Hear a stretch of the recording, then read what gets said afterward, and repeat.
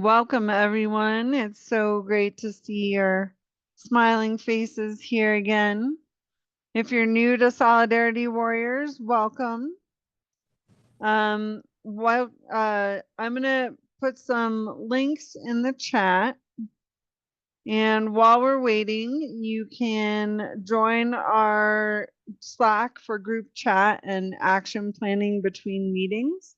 You can visit our website, solidaritywarriors.org, where you can become a member. You can text JOIN to 315-904-3671 to join our rapid response mailing and text list for urgent actions.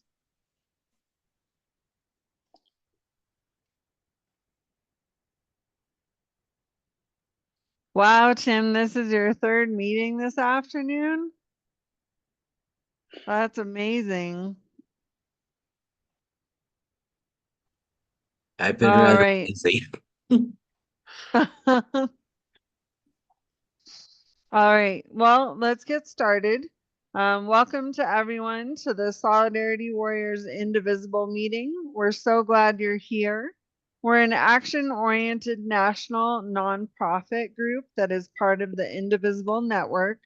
Many Indivisible leaders and members are on this call so that we can organize together and learn from each other. If this is your first time here, we welcome you. And here are some basically our meeting ground rules.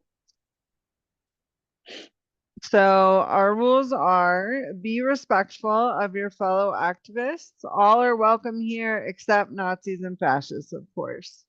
If you would like to speak, please raise your hand. To raise your hand, go to the bottom of your Zoom window and you'll see a raise hand button, or click on the reactions button at the bottom and you'll find a raise hand button there.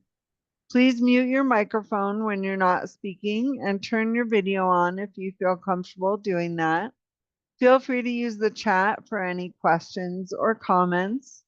Please save other questions until the end of the current speaker. When we open the discussion for Q&A, please keep your questions and comments to 3 minutes or less to give others a chance to speak. We are a nonviolent movement. We do not advocate violence and we do not tolerate talk of violence in this meeting. I'm going to put a lot of links in the chat tonight. They are hyperlinks, meaning you just click on the words and it will take you to the website. I will also send out all of these links in the follow-up email tomorrow. Tonight, instead of calling our legislators after hours, we're going to organize a mass call for tomorrow morning to tell them that they need to demand that Mahmoud Khalid be freed from detention. And then we'll show you how to host a Tesla protest at a dealership or a factory near you. If we have time, we'll talk about how the Department of Homeland Security now allows for surveillance based on sexual orientation or gender identity. And lastly, we'll cover topics for upcoming meetings and do a poll around 7 p.m. so you can rank possible future topics and let us know what you're most interested in. And before we get into things, I wanted to let you know that our resistance stickers are currently available. You can order them through the link in the chat. Donations are not required, but it helps if you chip in at least a few bucks to help us cover the cost of the vinyl stickers and the postage. Donations also help us protect vulnerable communities and put pressure on politicians. I want to announce the upcoming Indivisible Resist Cookie Social in Denver. Let's make some cookies while we still have eggs, right? March 30th from 2 p.m. to 6 p.m. We'll be having a cookie contest and social gathering in Denver. You'll get to meet like-minded people and enjoy some good food and cookies, of course. Please RSVP using the link in the chat, which is this link right here. So for those of you in other Indivisible groups nationally, we encourage you to host other social gatherings, and Indivisible will reimburse you for most of the expenses. You'll need to fill out this form in the chat. Be sure to read the event ideas and guidance resource before holding your event to see what's covered. If you have questions tonight, please wait until the speaker asks for questions and then raise your hand. We'll have a couple of opportunities for Q&A. Like I said earlier, instead of calling our legislators tonight and getting voicemail, we're going to call at exactly 9:15 a.m. Mountain Time, which is 11:15 a.m. Eastern tomorrow morning. When we all call at the same time, it will light up the switchboard and show them we mean business. You can set an alarm in your phone right now for 9:15 a.m. Mountain Time or 11:15 a.m. Eastern, or whichever time zone you're in. And tonight we are calling because at 8:30 p.m. Saturday, Mahmoud Khalil was arrested by ICE in his home while his pregnant wife watched. He is an activist and was a leader of pro-Palestinian student protests on Columbia's campus. He was told his student visa was being revoked. He's not here on a student visa. He's a legal permanent resident with a green card, and his wife is an American citizen.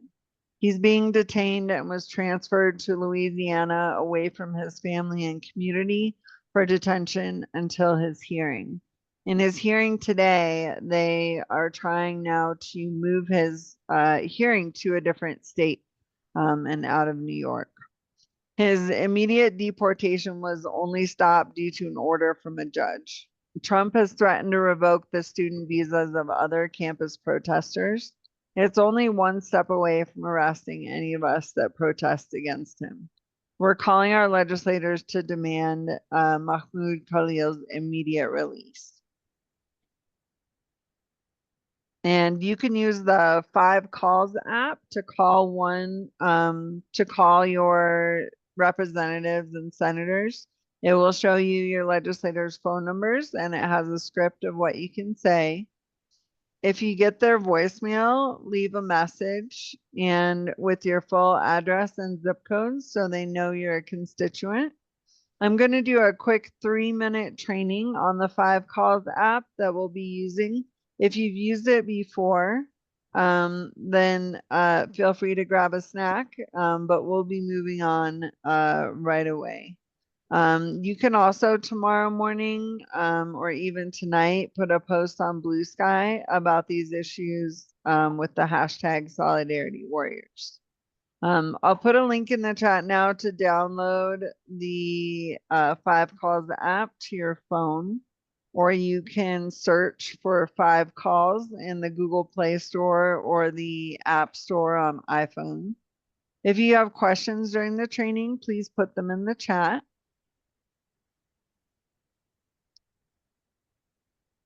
So the first thing you'll see is a box where you can either use your current location or enter your address or zip code so that you can locate your legislators. And then the top issues will pop up. The no federal funding without DOGE guardrails. I think that vote is tonight. So it wouldn't make sense to call them tomorrow morning. So we're going to do the protect free speech, demand the release of Mahmoud Khalil.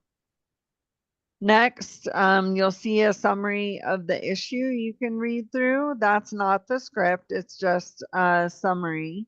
And if you scroll down, you'll see your representatives and your senators. And when you click on one, it'll show you their DC phone number in Washington, DC. If you get a voicemail there, you can always try a local office. If you tap call a local office, it will show you all their local offices and the phone numbers. And next we have some volunteer opportunities for the Wisconsin Supreme Court election on April 1st. If you don't live in Wisconsin, you can still help. There's a campaign to write letters to Wisconsin voters and phone banks every Wednesday and Thursday. The liberal majority of the Wisconsin Supreme Court is at risk, and with it, collective bargaining rights, abortion rights, fair maps, and every constitutional freedom under attack by Republicans in the state legislature. Here's a link where you can find Wisconsin events that you can volunteer for. There's also a Veterans March in DC this Friday. You can look for similar events near you on Blue Sky and Mobilize.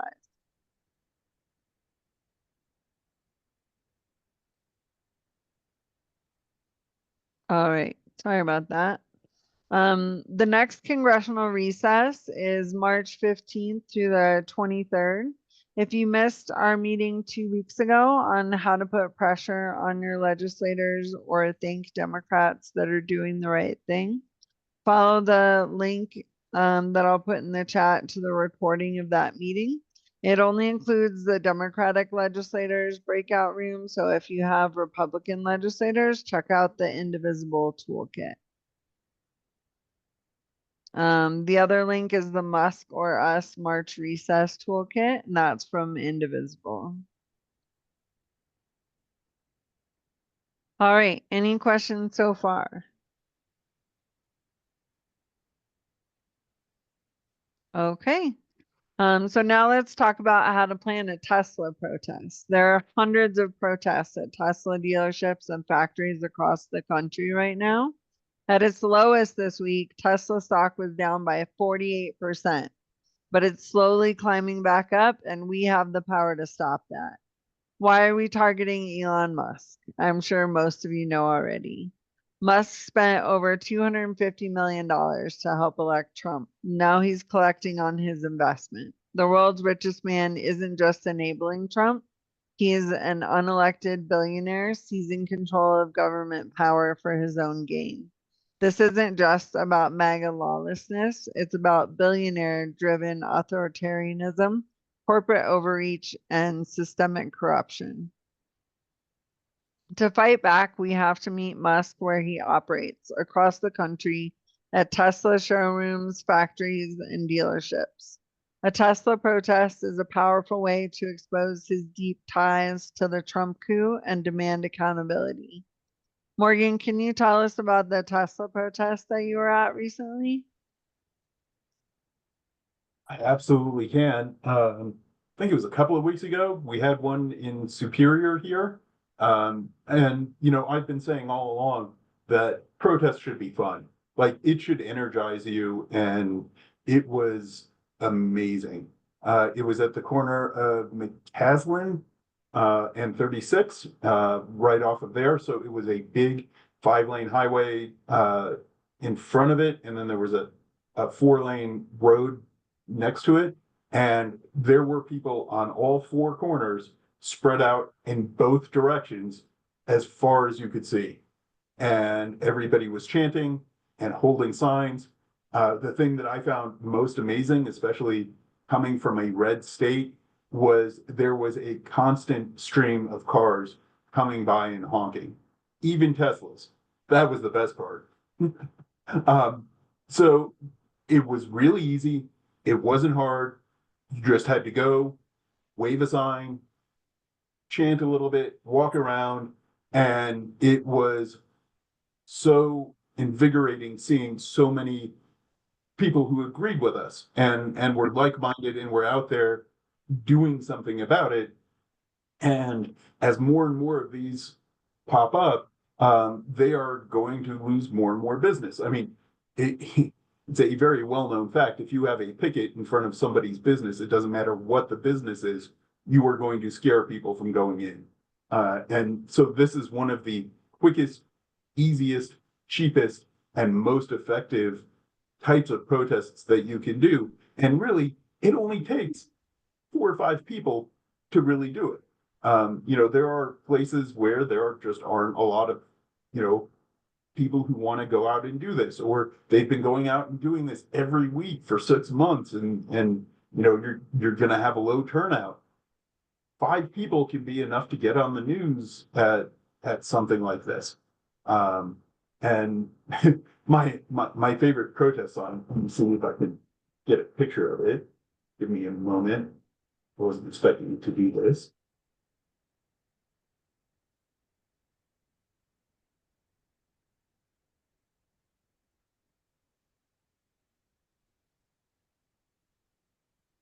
Is this one?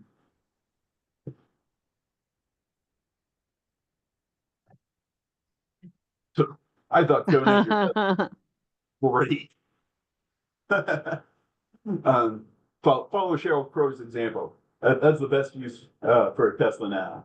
Um, so that's really all I have to say about it. I will take questions if anybody has them, but I think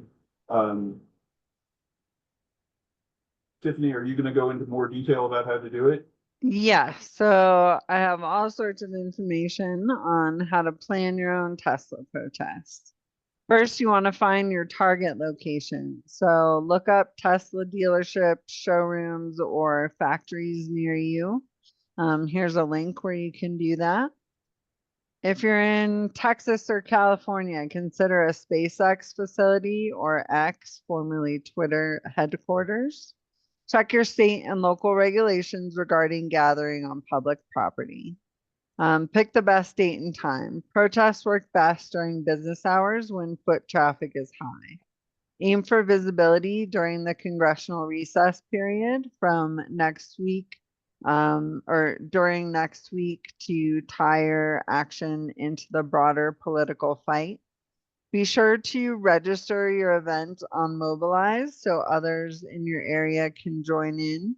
You can also check if there's already an event planned near you. More people means more power. And I just put those links in the chat.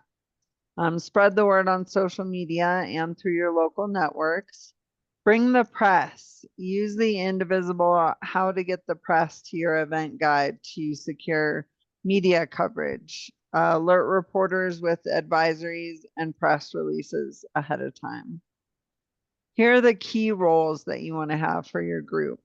The MC kicks off the rally, explains the purpose, and introduces speakers. Storytellers share personal stories about how Musk's coup is harming working families. The press lead engages directly with the media covering the event.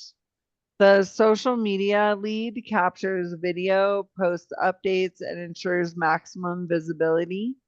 De-escalators ensure safety and manage interactions with law enforcement. Here are some important guidelines. Public space only. Stay on sidewalks and public areas.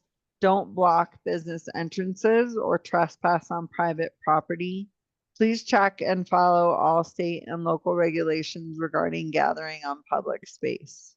Stay on message. This is about Musk's political takeover, not Tesla, SpaceX, or X as companies or other issues.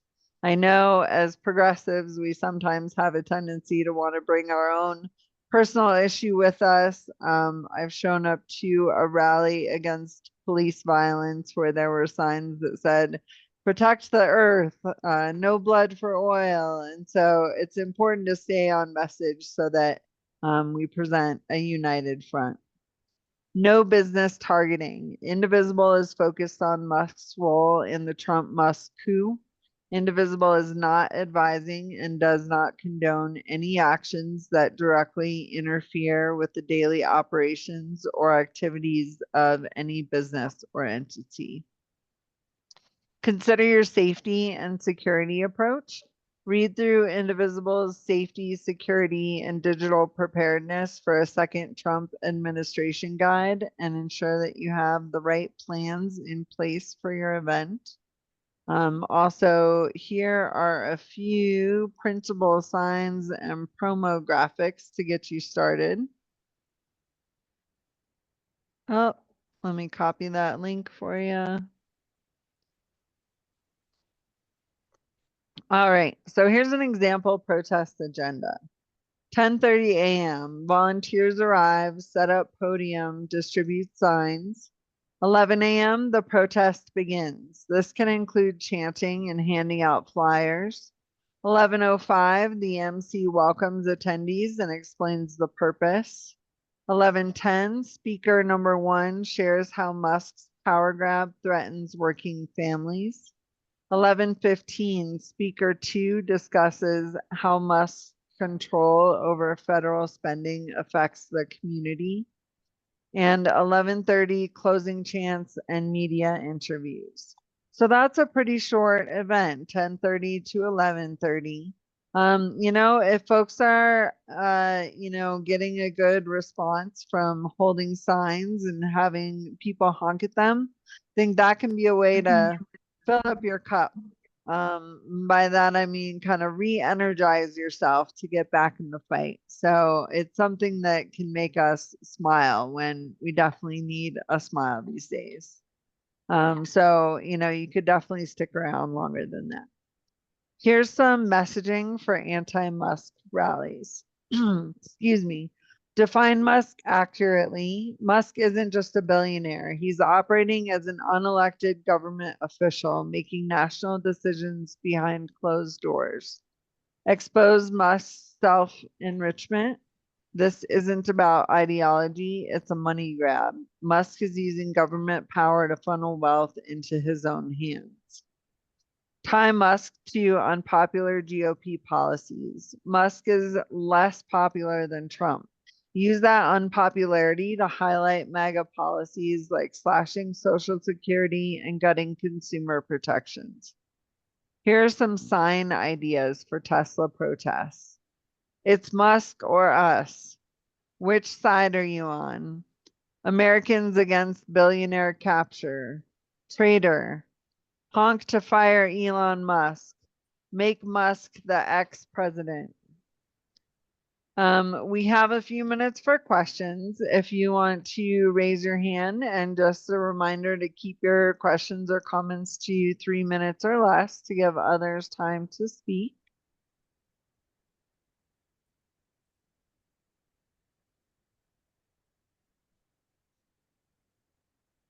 Has anyone else been to a Tesla protest?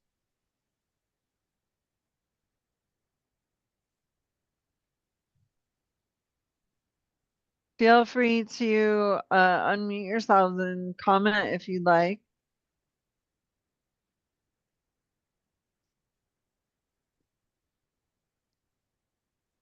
All right, no comments, that's okay. Oh, go ahead. Tiffany, Yes. when it's open to other questions, I'd like to ask questions about T-Mobile. Okay, yeah, you can go ahead and ask that question now. Do I remember last time that T-Mobile is now connected to Musk, and that as early as July, Musk is going to be offering the same contract to Verizon and AT&T, except for more money, which of course will be passed along to Verizon's and AT&T's people. I mean, the people who use those two carriers. I haven't heard anything about that. Have you heard anything about that, Morgan? I've heard a little bit. I don't know much. The talk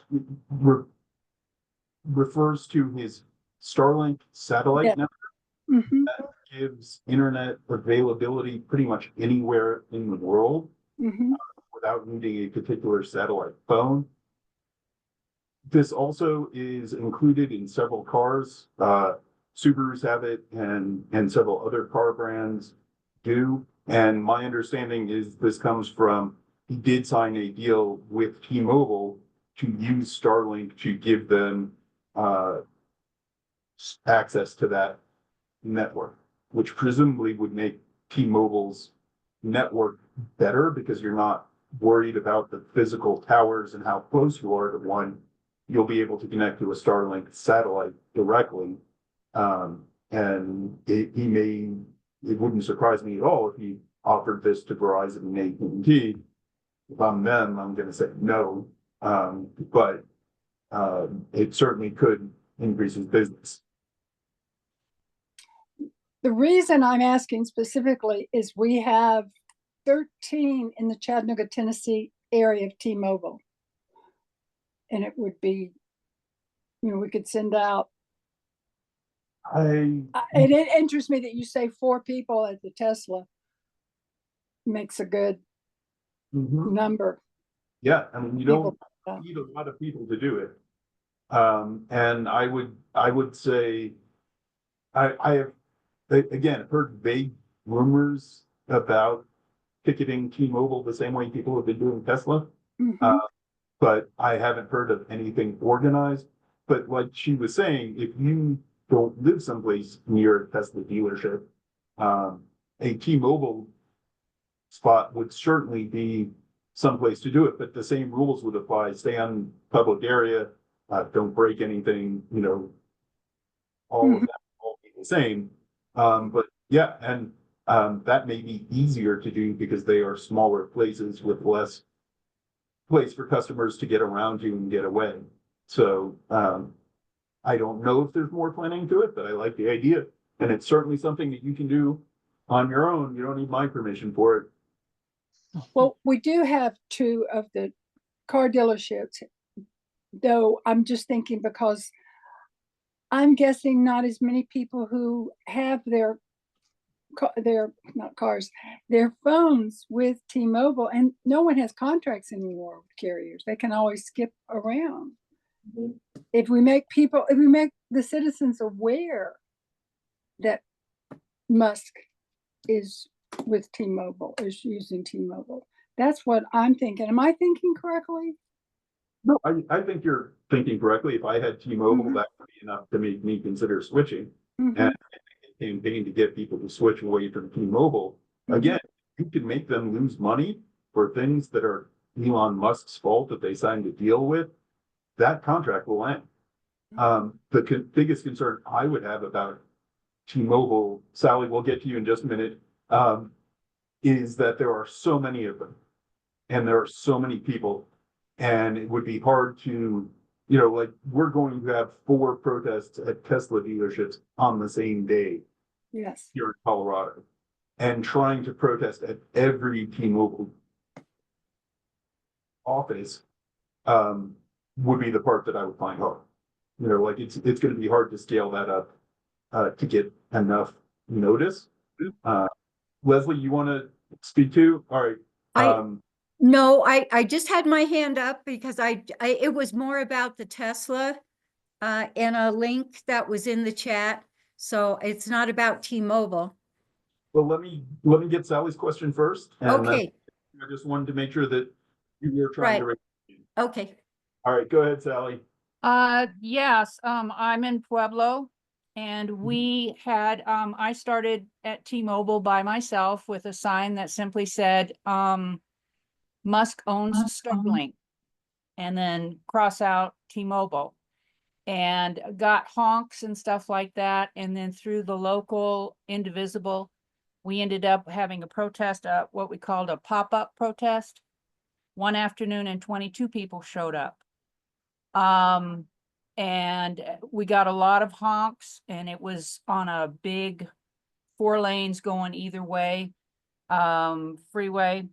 And it felt really good. And we don't have Tesla anywhere near. So that's something that I would do at the same time that other cities are doing Tesla, would be to do a Starlink, and just stop Elon with a $sign for the S. I think that's a great idea. So that's what we have here. And I'm going to organize another one probably next week. And, you get that many people, and it feels good. It makes me feel energized and like I'm actually able to do something. Absolutely. That's what it's all about. And like you said, you can start with one person, and if one person sees you, more people will come. And if you hook up even with a small group, the next thing you know, there are 20, 25 people there. And if you send out press releases to everybody, particularly all of the local news, if it's a slow day, somebody may decide to show up. All right, go ahead, Leslie. Okay, I just had a quick question. There was a link that just came across the chat about the Tesla takedown. It was a whole link on 3/15, 10 to 12 in Colorado Springs. So if I get on that link, will it tell me where to go or what to do? Is that what Mhm. is that what I should do? Yep. Okay, so all I That- need to do is just go on there and because that's nice that it would be in town and I would certainly do that. So okay, that's just what I just making sure. Yep. Okay, thank you. All right, Brent, I think you're the last question, then we'll get back to Tiffany and let her finish up. Yeah, hello. I'm in Albuquerque, New Mexico. We had a good turnout last Saturday at the Tesla dealership that's on Pueblo land here. What Musk has done in New Mexico is craftily made arrangements with New Mexican tribal entities.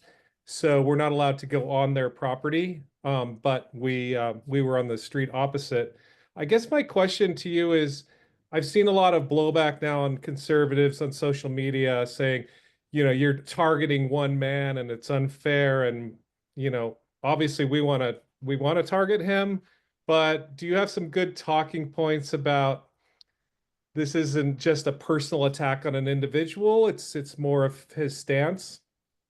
Sure. I'd start by saying he's targeting all of us. Why shouldn't we target him? I mean, he's firing the federal workers.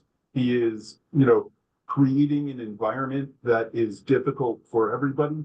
The reason the economy and the stock market are going down are specifically what he and Donald Trump are doing. I mean, yeah, you can protest everybody who's causing the problem, but these are the people who are responsible for it. He's actively causing problems. That's why we're targeting him. If he wasn't doing this, he wouldn't be targeted. And in addition to that, they are distributing wealth up to billionaires, and they're taking it directly out of our pockets. They are taking our Social Security, our Medicaid, and they are creating tax cuts for billionaires. I'll take some of that back, thank you. Yeah, that's good. Those good talking points. I mean, It's hard to get that out when they're speeding by you, giving you a finger, but some of those are powerful. Yes. I was going to say, I'm New York. I'm from New York. We use the finger if you don't have something to say. All right. Cameron, okay, one more question and then we will need to move on, but Cameron, go ahead. Okay, I just wanted to say something about Elon Musk and why we're targeting him. He is an unelected official, or not an official. He's an unelected person who's messing around in our government, and he's breaking the law right and left, and there's no stop for him. And he's giving away a lot of. Well, he's just exposing a lot of our personal and confidential information to just anybody. And he's breaking the law. He's a criminal. And he doesn't belong in the administration at all. And that's my irate at Elon Musk. Thank you, Cameron. It is, there are a lot of people who've said it's a coup.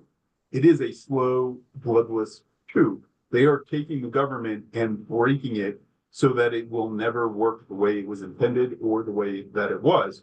And yeah, Elon Musk has no formal position in government in any way, but he is getting access to all of our most sensitive information. That's not right. That's why we're targeting him. All right, that's all the time we have for questions tonight. Thank you all for your awesome comments.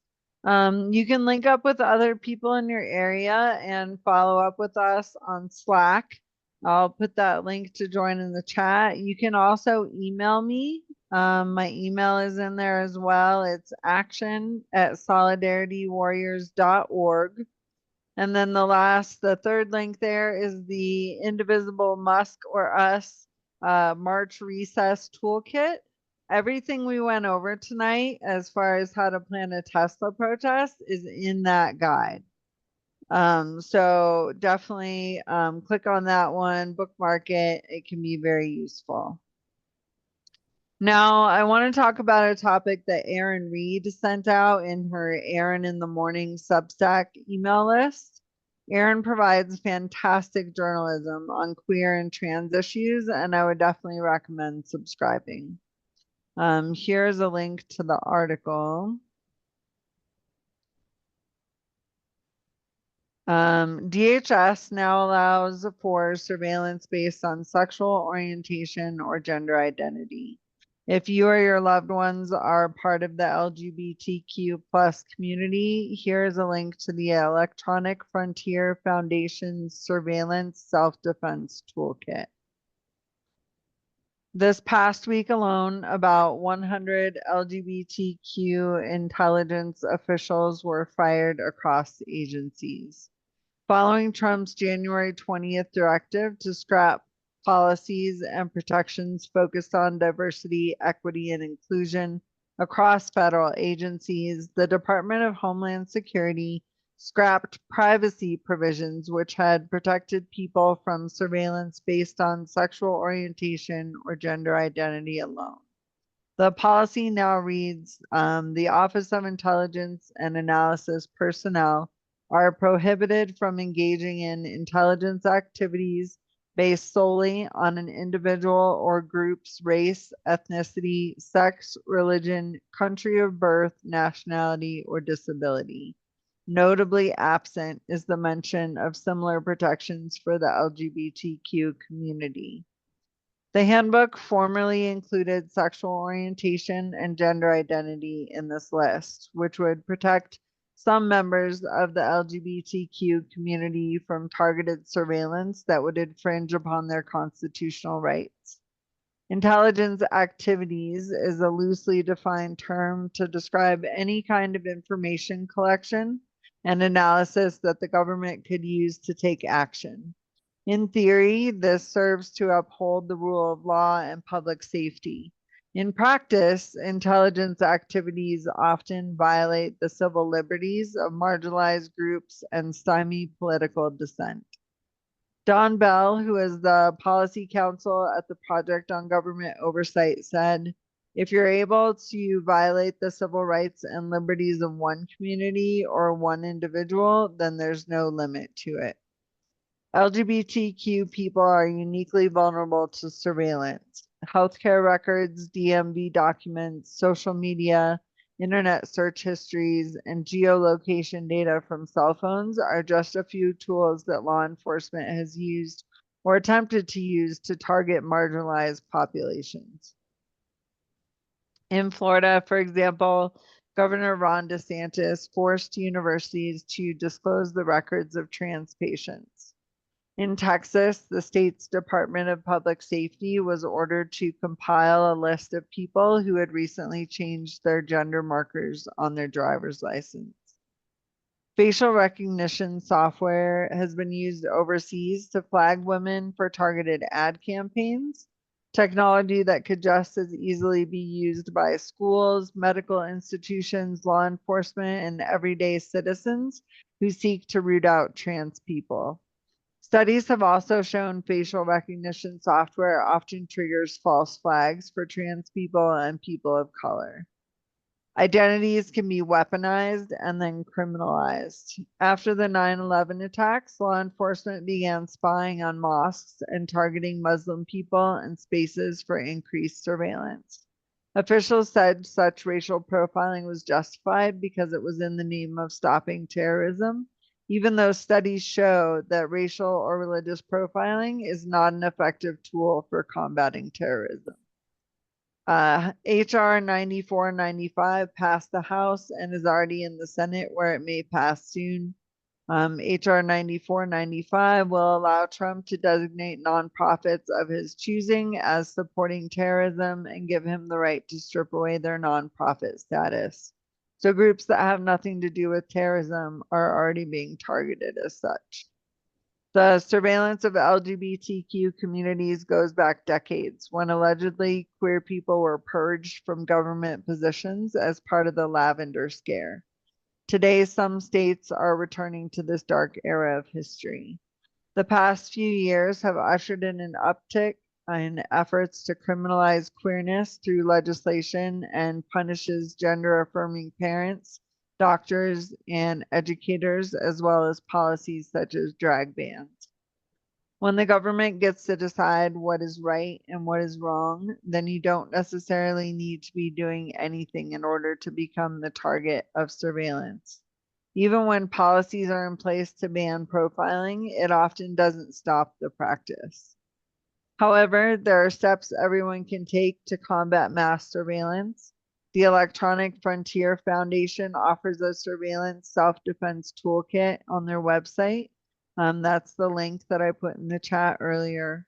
The guidelines can help you secure your communications through encrypted messaging apps, lock down social media accounts, and protect your biometric data.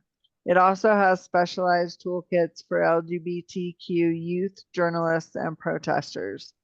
I'm a queer woman, and this article scared the shit out of me. So here's the link to the surveillance self-defense toolkit again, along with the full post from Aaron in the morning.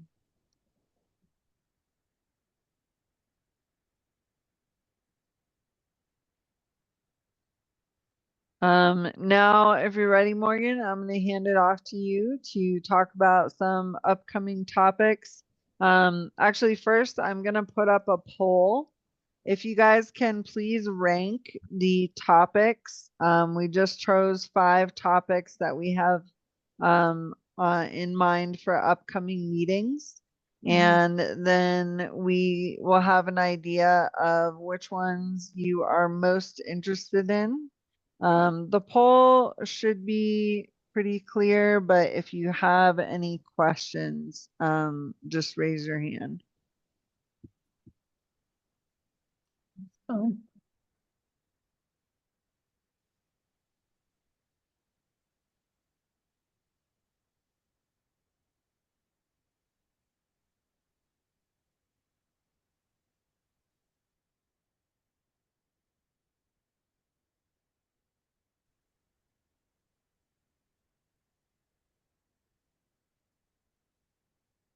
Sally, Where's this poll?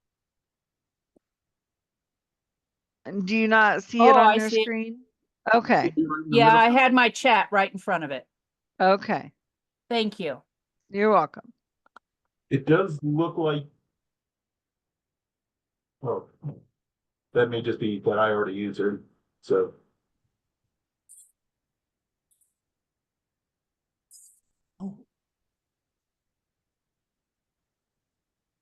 Uh, Sally, did you still have a question? yeah, I think Sally's first and then Sarah. Oh, I'm sorry. I thought I'd taken my hand down. I guess not. Okay. Sarah? My question is, what is it about activate students at universities near you? What does that mean? Basically it would be things like putting up flyers about protests at universities, getting students involved in this movement that we're all part of. So you can do things like buy a bunch of copies of a particular book that brought you into the resistance. Leave that around with some of our resistance stickers inside of it. Things like that.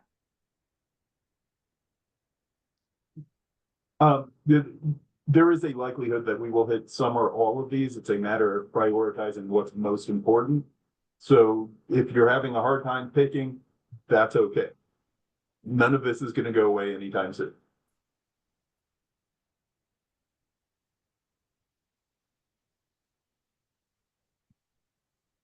All right, we got about half the responses in, so we'll give it a couple more minutes. I'm hitting submit, but nothing's happening. Is that to be expected? If you have already submitted, it would just give you a list of kind of the vote count. But it should change when you submit it. It doesn't. There's a sixth one in there. There's not just five. And so you have to scroll down to see that last one and then it will submit. Thank you, Michelle.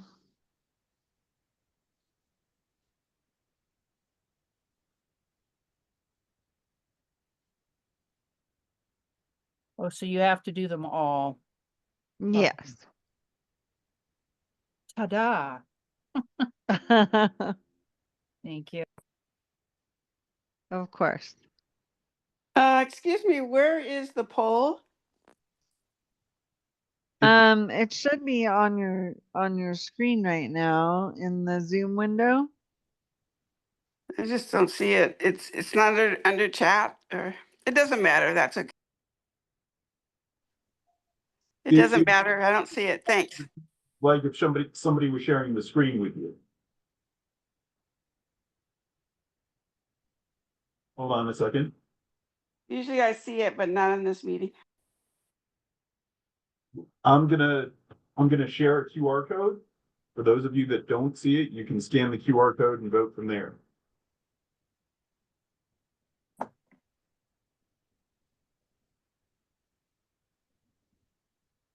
That help? Can I have the survey again, please? We can't pop it up a second time, Oh, but If you want to scan the QR code, it will take you to the poll. But if you've already voted, you may not be able to vote again. okay. I voted, but it didn't submit. You can try the QR code and see if that works better. So anybody that's having trouble, use the QR code on the screen. Okay. just pull out your phone and open your camera and hold it up. Okay.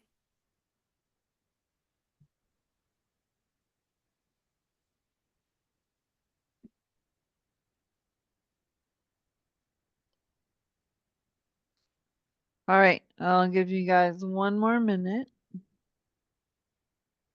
And this is to make sure that we're being responsive to what the people. Yeah. So, we're asking, what do you want to see us doing in the future? There's a lot to do, a lot to get done, and this will help us prioritize by giving the people what they want. Okay.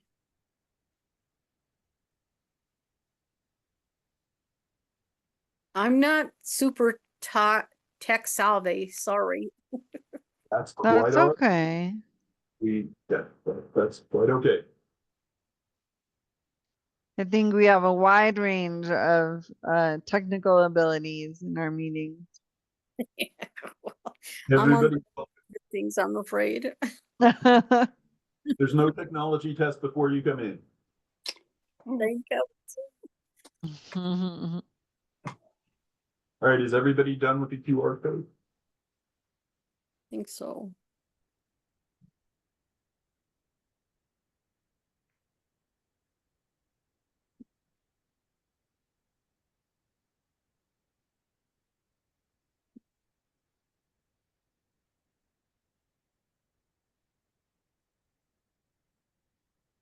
Morgan, do you see the results on your screen now? I do.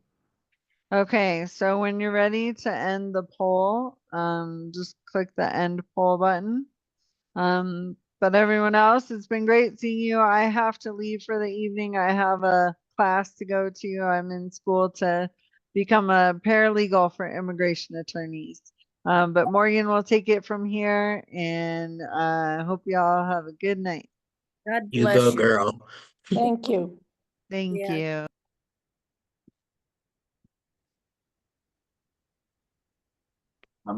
Okay. All right, I am going to end the poll. 5, 4, 3, 2, 1. All right. I'll share the results so everybody can take a look.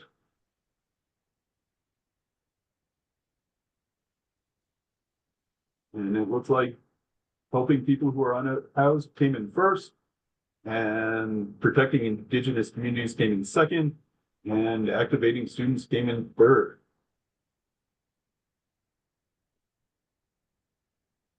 So we will take that into account. Yeah.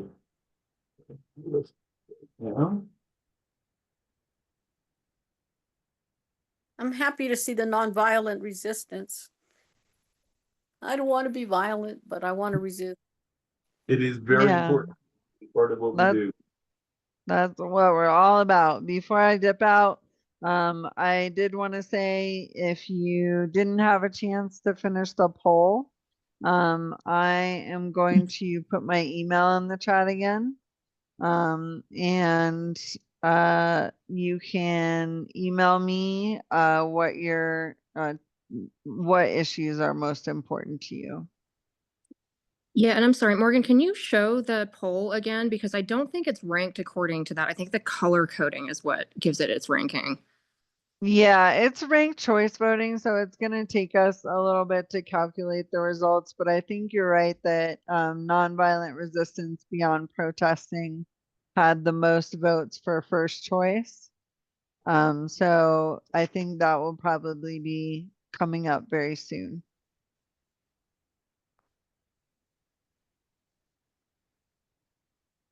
Yeah, thank you. To be fair, that was a I can see the confusion for sure. Yeah. This is where my color blindness comes into. Yeah, it didn't turn out differently, because the first choices were by color. You can't use color. If you're colorblind, you should not be interpreting this. Realized that just now, that's not, there are many things I'm good at. That's not one of them. There's a reason I'm not an artist.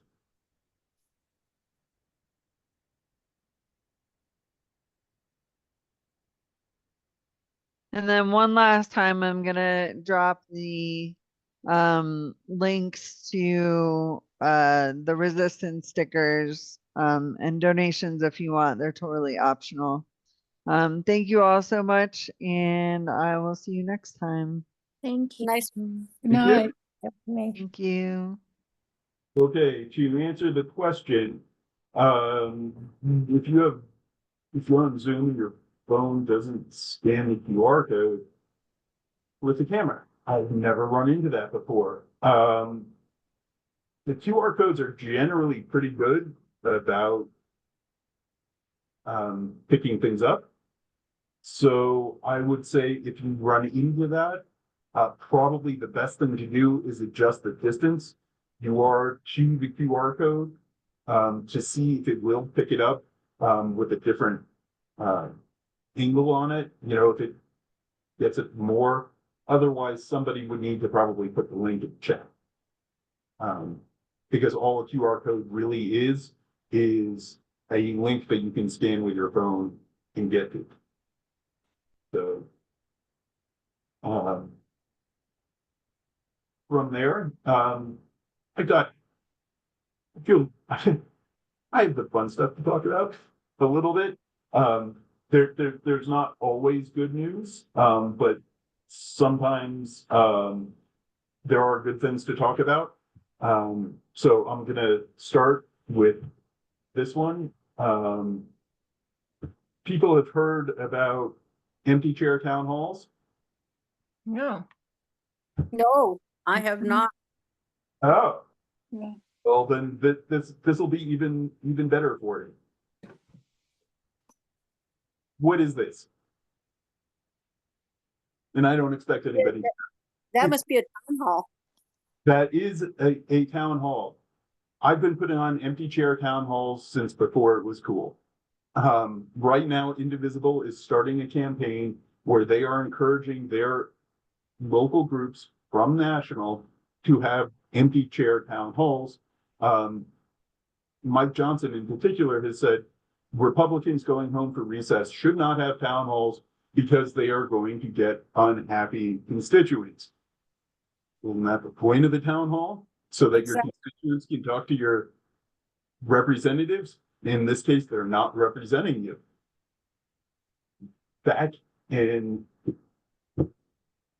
2017 and 18, I was in Missouri with I've told you this before, a representative who was notorious, to this day has never had a proper town hall. And we started with an empty chair town hall. We invited her. She did not show up. We had a mannequin with puppet strings attached to money. And then we proceeded to say, these are the questions we would ask her if she was here. And we went through 5 different topics, and then we let the audience come up and ask questions. It wasn't hard, it wasn't expensive, and like I was showing, we packed a 300-person rec center with standing room only. And that was the first event that group had ever done. Like nobody had ever heard of us before. So with a little PR, a little social media, anybody can do this. And that leads me into what we're doing. So there are a lot of people that are starting to have these town halls because there are a lot of Republicans who are not showing up anymore.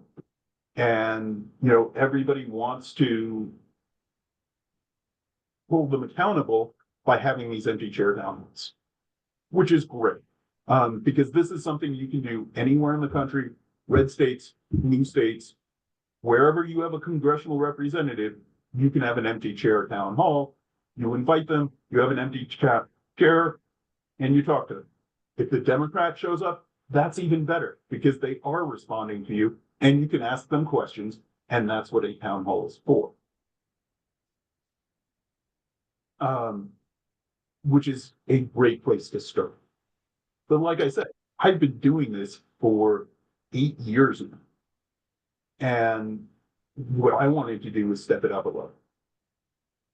One of the things we do is try to give a voice to people who don't have a voice.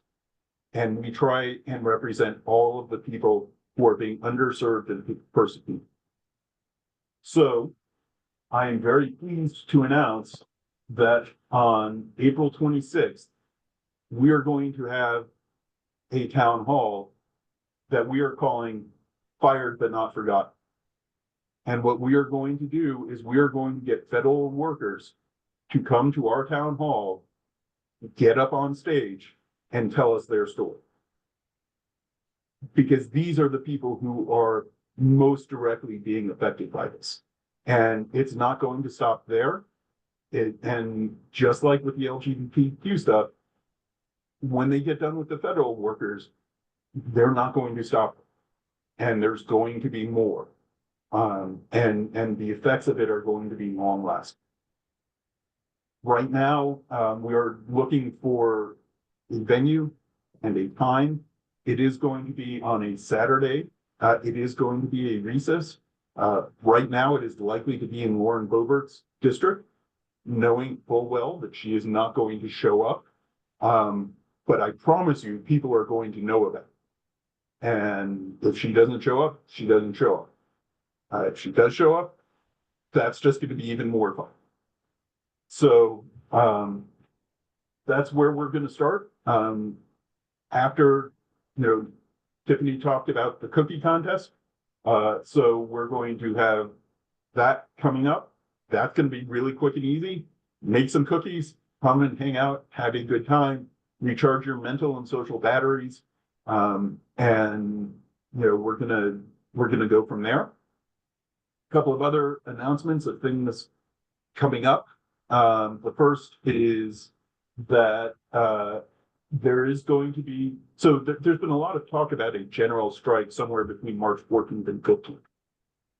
There are more details about that coming up, but there isn't a planned protest, walkout, general strike kind of thing that I'm aware of. But I do know in Colorado, there is going to be one of the veterans protests on Friday, the 14th at noon. So that's this Friday at noon at the state capitol. That just came across my fee today. So that's going to be a good thing to do. I took the day off of work expecting it to be a general strike. Since it isn't, I'm going to wind up going there. We also found out, and this was earlier in the chat, there is going to be a post office protest on the 20th. Thank you, Bonnie, for bringing that to my attention. The website for that is apwu.org. I will put that back in the chat, but if whoever posted the event originally has a better whiteboard.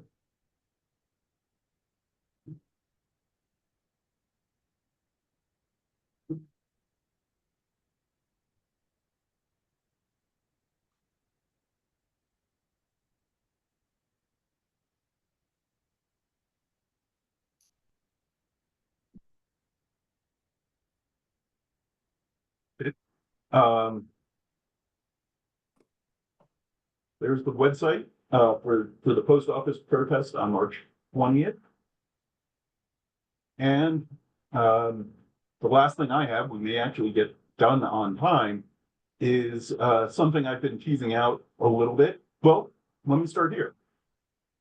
If anybody has a protest coming up in the next week, few days through the weekend in your local area that other people might be interested in, feel free to put it in the chat and put it out there so that other people can know what's going on. Otherwise, we will continue to put these things out when we get a hold of them, and they will be in the recording and most of the time in the follow-up email that's coming through.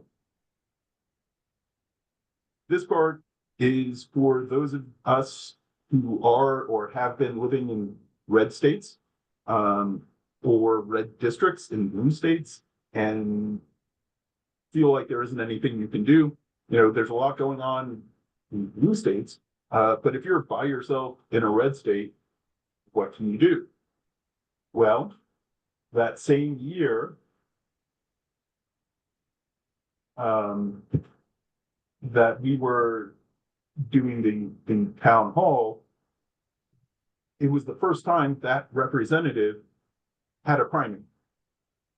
Most of the time, they couldn't even get a Democrat to run. And the Democrats who did run were people who were on the fringe, had no money, and spent the $125 to get their name on the ballot.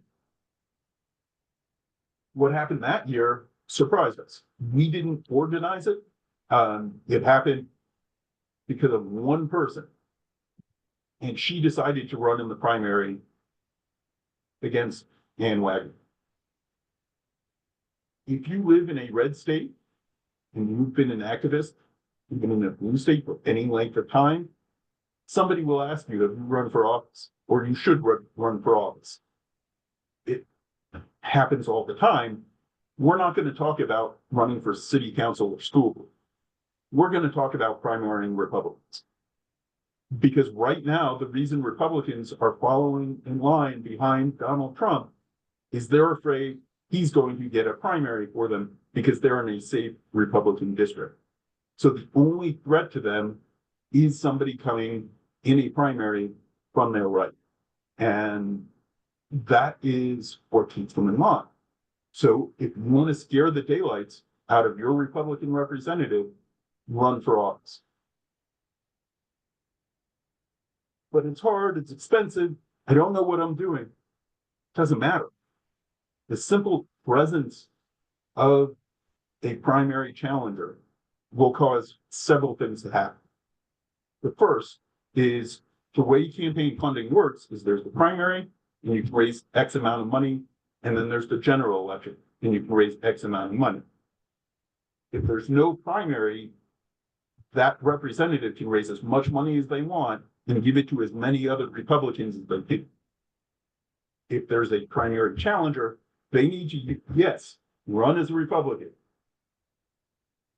If there's a primary challenger, they need to take that money and do some basic things. They're going to need to send some postcards out. They're going to need to make some phone calls. They're going to need to get some literature done.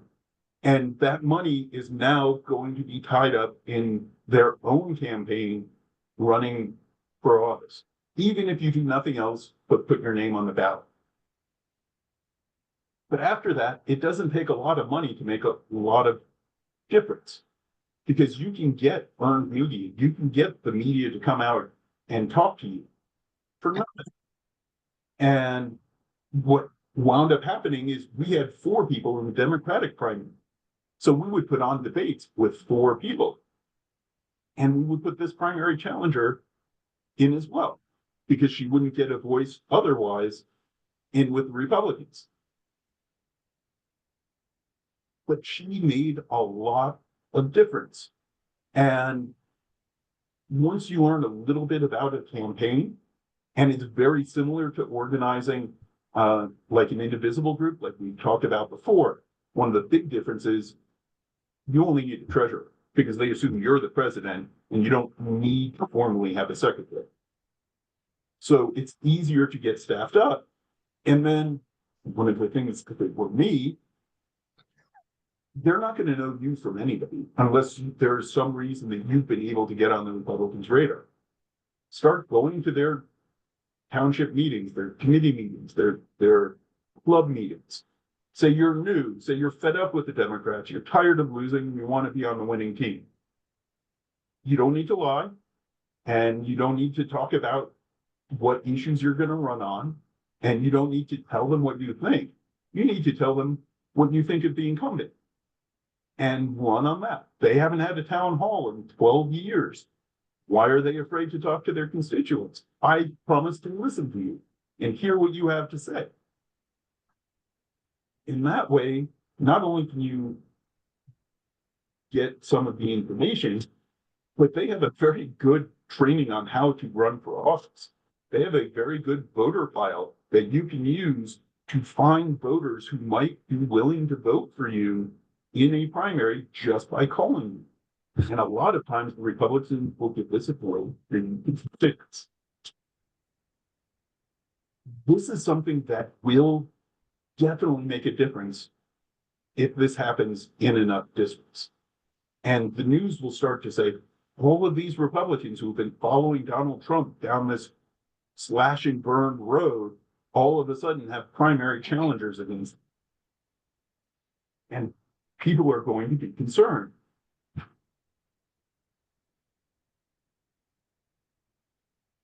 There's a lot more to this.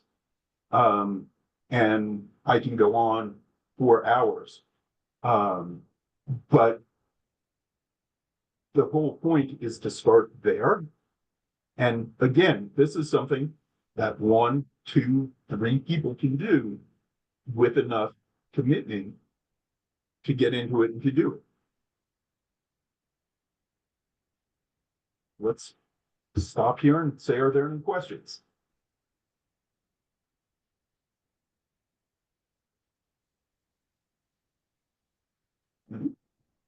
Okay. So Morgan, yes, I do have a question. I do appreciate you bringing that up. I think I've personally thought about it. I'm in a red state myself. I'm from Colorado though, so I think it would be nice to give people a little bit of a challenge. And to have, maybe them to feel a little bit of not so comfortable where they are. exactly. So I personally, while I've always voted ever since I could, I feel like I don't know enough and it's really overwhelming for me to get started on it. Would you recommend like any resources to kind of look at a little bit more before in going that route? I'm trying to think because nobody's ever done this before. So there isn't really a manual on how to do it, but there are a lot of good books out there simply on running for office. Indivisible has training for it. The Democrats have training for it. Republicans have training for it. And there's been a lot of research on it. I would have to go back and find the book I used when I was running a campaign when I was just out of college, to give you a specific name, but you can pretty much look for any book on how to run for campaign, how to run for office. Like I said, Indivisible has a good training for it. And the rules about running for office, what works and what doesn't, is going to be very simple. So if you have a democratic training on how to run for office, a lot of the same things are going to apply there. Like, how far away from a voting booth we put a yard sign, or, what can you do, what can't you do, how do you get earned media? I think, this is something that can be done. I mean, if you really wanted to push it for under $1,000 for the entire campaign, if you're able to call and get donations and get more money, you can do it from, whatever donations you get, you can pour into the campaign and get things done. But this is where you're going to be able to change the behavior of Republican representatives in your district. Because the way the system is supposed to work is that the Republicans don't represent the people. They can be voted out of office and Democrats can win. But in our gerrymandered system now, that is such a small number, there's nothing for them to be afraid of. So they go about doing whatever they want, regardless of who it hurts. But when you put the fear of God into them, then all of a sudden you're going to see their behavior change. And if you run on, I'm a Republican, but I'm not MAGA, or I'm not what Donald Trump is doing, I'm going to serve you, there is an appetite for that in the Republican primary. But generally, running a campaign is busy, but it's not hard. Each of the individual parts that you do are not that hard. You knock on doors, you make phone calls, you decide what issues you want to run on, you get that message out, and you present. I mean, it's like launching a new product. You are presenting yourself as the product to the voters. And like I said, there are a lot of resources out there. I will make sure that Tiffany put the Indivisible one, and if I can find a couple of book recommendations in the email that goes out. But like I said, if I were going to do this, I would start by showing up at Republican local meetings and try and join up and try and use their run for office training and try and get as much support from them as you can. And, that is how I see this work. And I think this is an idea that if it takes off, could cause a lot of, there's a reason I am disrupting, disobey person in this group. Because just imagine the chaos if out of 435 House seats, there were Republican primary challengers of 100 of them. I mean, can you imagine the chaos that would be? They would try and get you kicked off the ballot. And that would just be better publicity for you. Isn't the first thing, even if you're thinking about it, to switch from independent or Democrat to Republican? That depends on your state. Tennessee. In some states, you have to be. No, I don't mean have to. I meant to have a chance of winning. Right, but I mean, you can change it back just as easily as when you get done. Yeah. So yeah, if your state requires that you are Republican, no, it doesn't. My allegiance to the Democratic Party is now very thin. No, it doesn't. It never has been. I've been independent. And I definitely fit into a non-traditional independent role, more kind of a pox on both their houses than being in the middle. But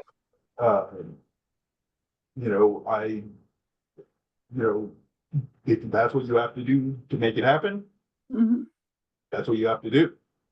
Yeah.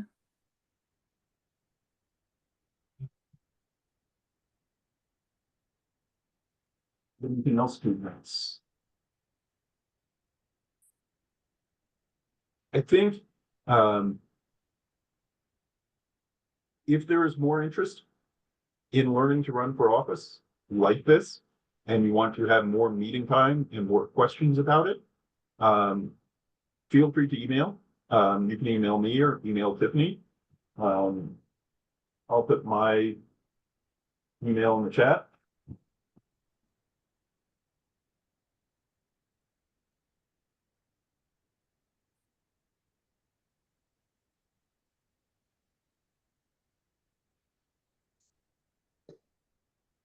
If you are interested in running for office, feel free to email me.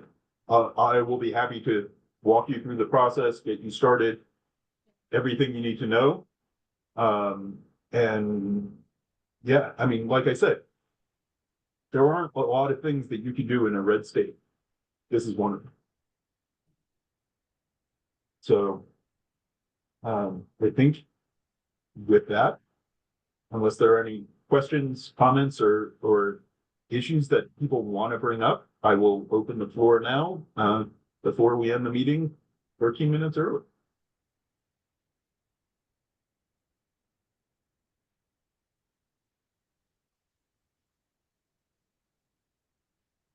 If you're interested, and don't live in a red area, that's fine. There are two ways that you can get involved.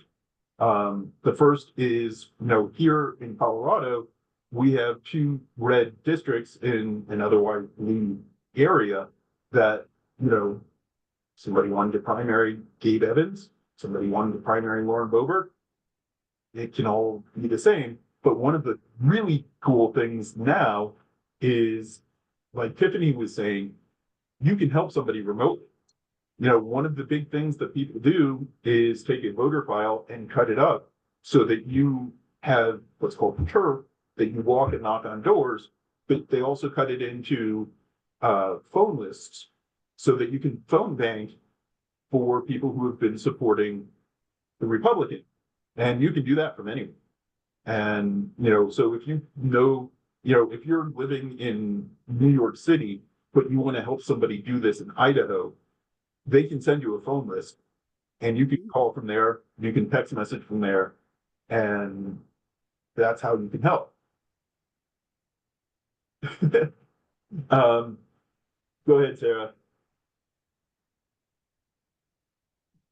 This is off that subject, but for all who have stickers, I'm not going to say where I went, but I went to another state and I started posting them inside of restroom doors.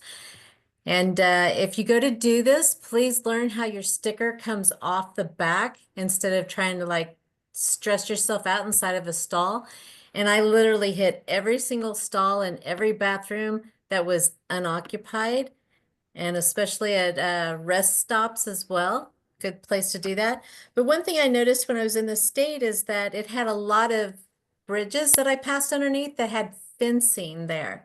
And literally, if you want to put signs up, go to the thrift store, spend just a couple bucks on a bed sheet as big as possible, paint, hashtag and resist, and then tie the corners onto that fencing. And that way you don't have to stand on the bridge holding a sign, but stand off in case police show and want it removed, blah, blah, blah. But rush hour is a really good time to do that, but it just makes it so much safer, and all these people get to see it over and over, and maybe they'll start checking out a hashtag resist and see what it's all about. Those who are looking for something but haven't put the effort in just yet or don't know where to look, just an idea. But and if anybody comes up with any other ideas of where to place stickers, come here for a moment. Legally, let me know, because there's cameras everywhere and I just don't want to get caught, because trust me, I saw all kinds of places I just wanted to stick a sticker. But I have some left, not many, and I'll just order more next time I'm about to go out of town, so I can just post it on every bathroom. But let me tell you, it takes a whole lot of time to exit every exit and hit the bathroom stalls. And I had a small dog and she's beyond exhausted. She's just been out all day long because of it. So She thought I was insane, let me tell you. You want to see it, Diane? All right. And Moment. the only thing, I'm going to say two things about it. One, if you start trying to put stickers in the stalls that are occupied, that's where I'm going to have to draw the line. But secondly, since you brought it up, I'm going to tease something I probably shouldn't.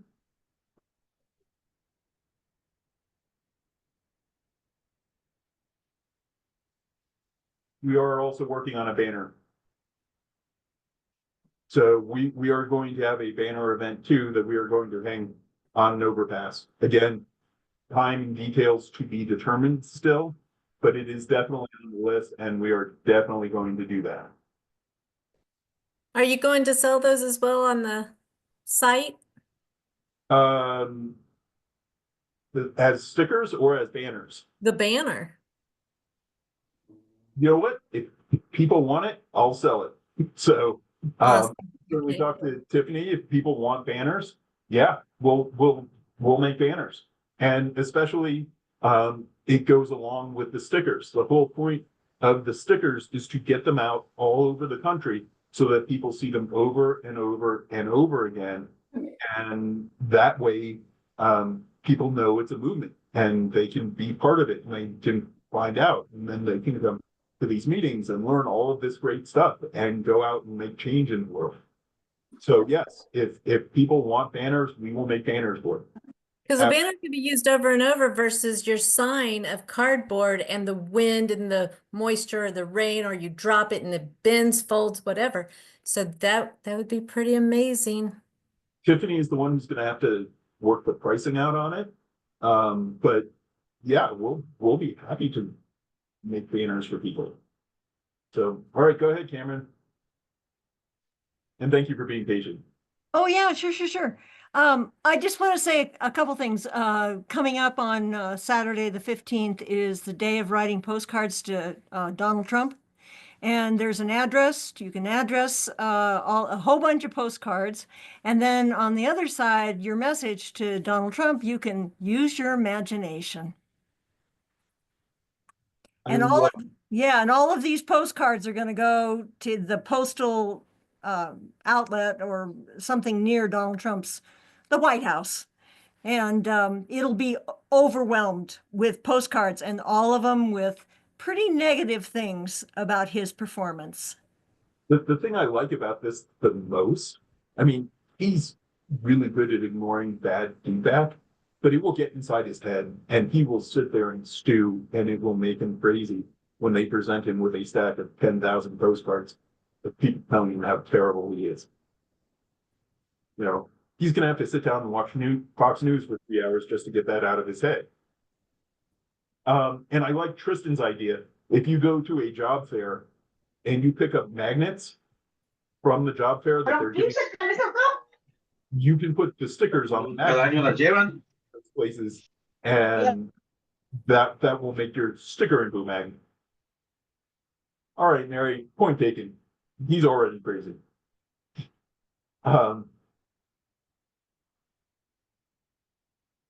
right, Carol, go ahead.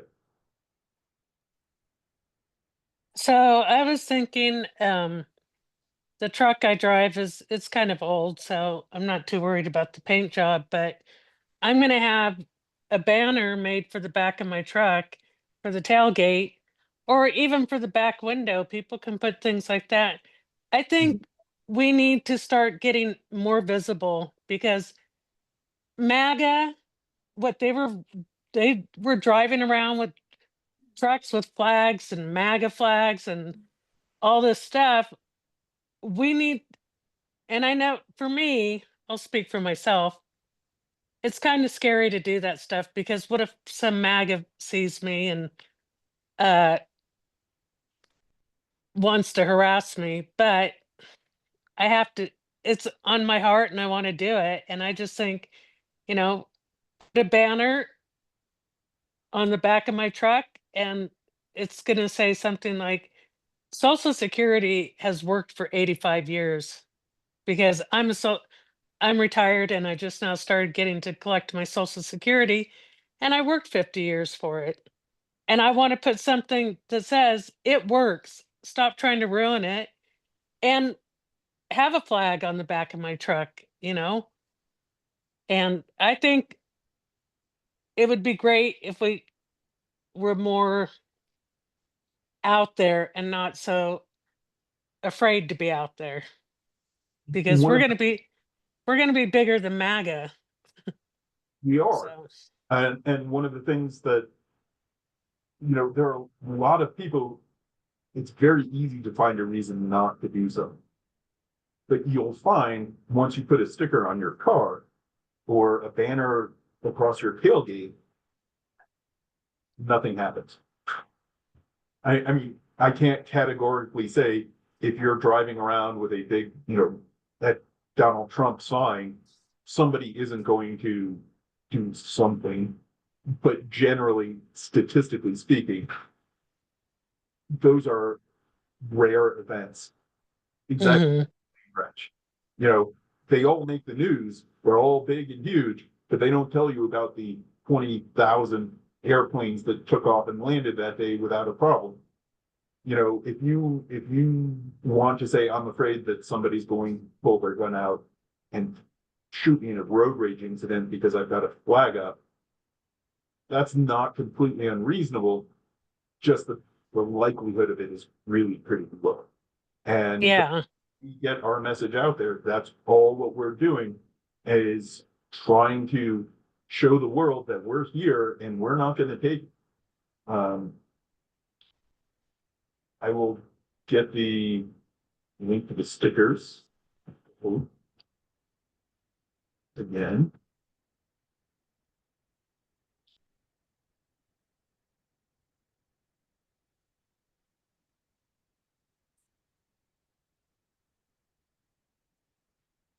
yeah, because I live in an area where I'm in a rural area. There's not a lot around me, and it takes I mean, I could drive down to Albuquerque or Santa Fe. I went to a protest in Santa Fe, but I would like to protest all the time. I'd like to have my sign out every time I take my vehicle out, because sometimes I can't make it to a protest or something, and it just so anyways, that's my thought. One of And the I'm most gonna one of the most important things about doing something like that in a Republican place far away from Democrats is every Democrat in that area, I promise you, feels like they're by themselves. And as soon as they see that there's another Democrat out there, they'll say, oh, I'm not alone. And the Republicans who don't care or are unhappy and think there isn't another option will see you driving around and say, you know what? Maybe there are some Democrats here. Maybe there is something else I can do. And if it just gets them to think and kind of breaks the stranglehold, that is the first step to changing somebody's mind. And they need to have an alternative to what is there, or they're only going to keep voting for Republicans. Joyce, I'll get back to your question. And Mary, it is real postcards. Go ahead, Cameron, and then Sally. I just wanted to say, people were asking the address for the postcard thing. It's posted in the chat a couple different times, and it's on a little piece of paper, so you have to click on it so it expands it so you can read the address, and it's all the same address. And somebody said they bought 1,000 postcards ahead of time, blank postcard. Great, good for you. The other thing I wanted to say was Hickenlooper in Colorado, our senator, one of our senators, he did a town hall just a couple hours ago, and it was a phone and video town hall. It was great.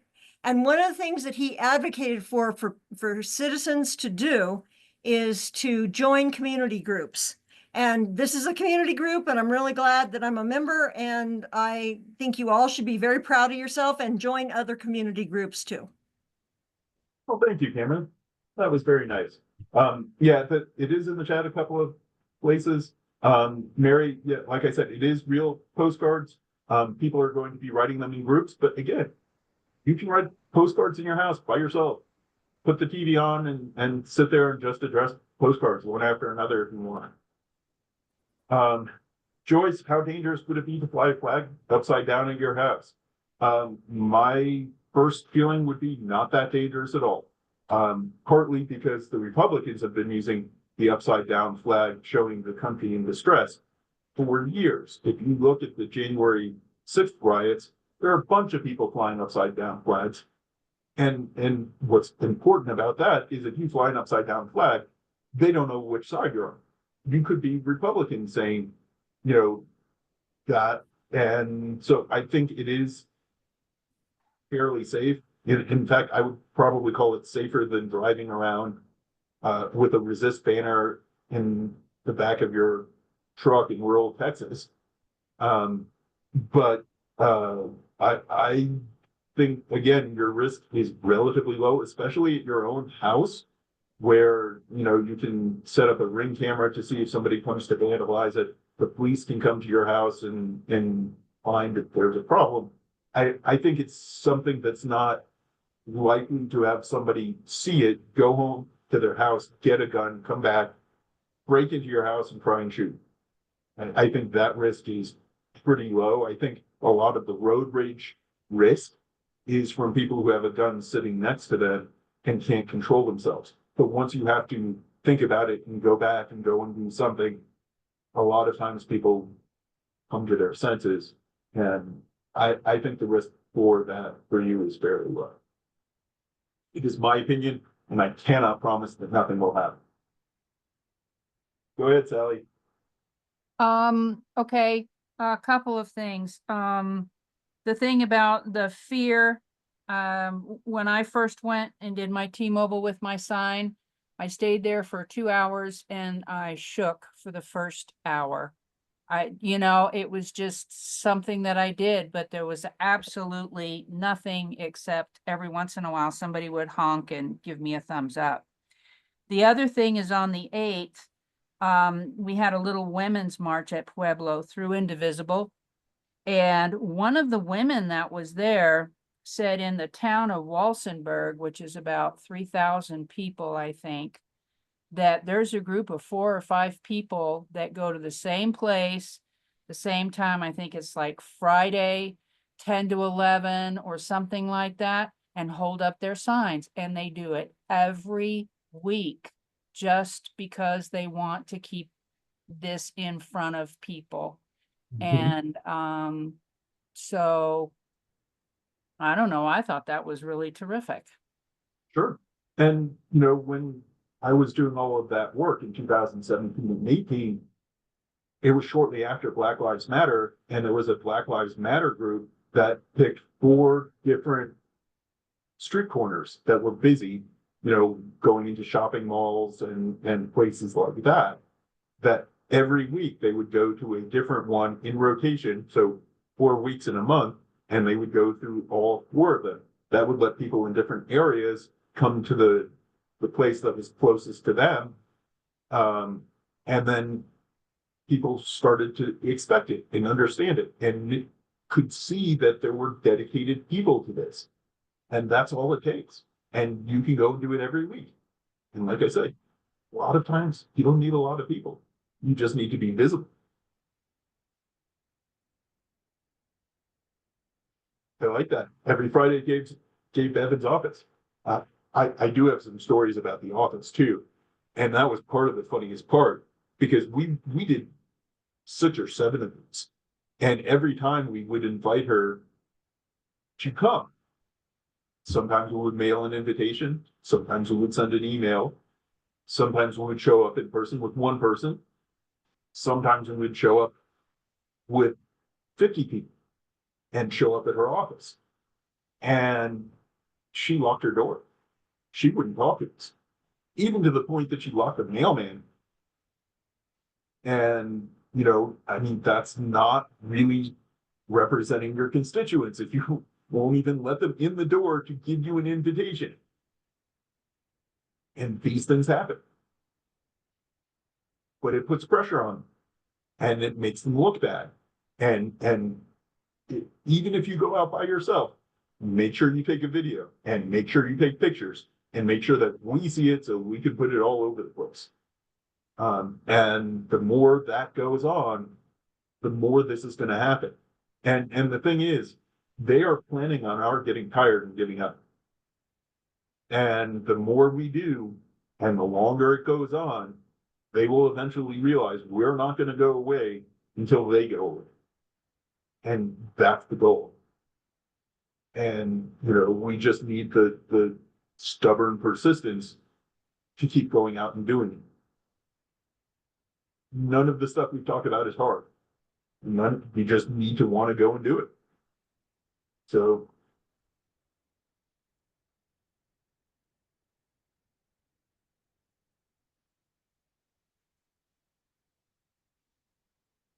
that's quite a story, Mary. You know, and this is where I get myself in trouble because I like spike strips. A couple of spike strips and the trucks go away. But that tends to rock the boat a little bit. Because you are actually doing damage to somebody's property that way. But one of the other things that I also found out the hard way, I spent some time as a stay-at-home dad, and we were having a play date at my house. And the kids were out on the driveway, which is reasonably sloped enough that the ball would roll down it, and they were playing. And, you know, the little red, pink kickballs, you know, that you play dodgeball with in school, one of those went rolling into the street, and it went under a minivan, and it blew up. And it was one of the loudest, scariest noises you have ever heard. And that car stopped on a dime because they thought they hit somebody. And if somebody is harassing you, I think if you roll the ball under their car and it blows up, they're going to wonder what they just did to their truck, and they're going to go away to figure that out. And that causes no harm. So, and you know, in something like that, Mary, call the police. I know the police are on their side. Don't get me wrong. But even the threat of possibly going to jail or having the police show up when you're doing something you know you're not supposed to be doing can be enough to scare them off. You know, it's one thing if there are, you know, 150 police lined up in front of you with shields and riot gear to protest. But if they're at your event and they're coming through and doing all of that, that's actually what the police are there for, to prevent that kind of stuff.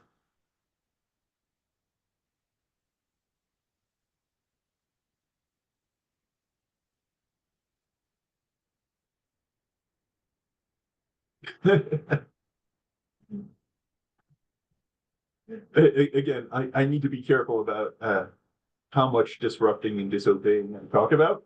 But yeah, use your creativity. There are ways to do it peacefully that will get the message across. So I will talk to Tiffany. If people want banners, we'll get banners. And we'll get them on our store and people can order them for anywhere. With that being said, 7:40, I've got nothing left to say. So without any other questions, have a good night and I will see you all next week.